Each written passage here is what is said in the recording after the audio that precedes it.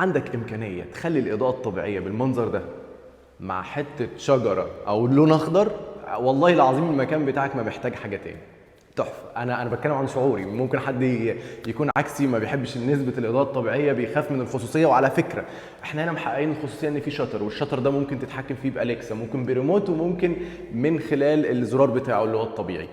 لسه السلك بتاعه ما توصلش، بس لسه في حاجات معينه مفصوله فيه، لكن الشطر بيطلع وبينزل. بلاش الشطر، ستاره. طب هتقولي ما الستاره هتقفل الضوء. انت بتفتحها في اوقات معينه، يعني ده ريسبشن. احنا هنا في دوبلكس اتشطب وجاري فرشه باذن الله، هننزله لكم تاني بعد الفرش. عاملين ده دور الريسبشن ودايننج ومكان طعام، وبرده عاملين فوق كده للمعيشه ودايننج ومكان للمعيشه. تمام. فكنت بقول ايه، ده ريسبشن. وقت ما تكون عايز الاضاءه افتح ستارتك واحنا عارفين ان احنا قاعدين. بصوا كمان الخصوصيه متحققه، ان انا عندي ارتفاع صوره عالي جدا، فزاويه الرؤيه بتاعه الجار مش جايباني نهائيا، وان جابتني هتجيبني في الحته دي بس، اللي هي اصلا الكنبه هتكون جواها بتاعه الانتريه.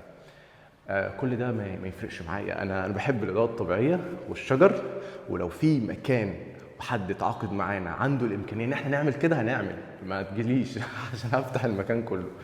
التكييف ده كان موجود، فوظفناه. مكتبه التلفزيون او التلفزيون عامه، لو هتفتح نسبه الاضاءه كده ما تحطوش في اتجاه الاضاءه، لان عينك هتزغلل.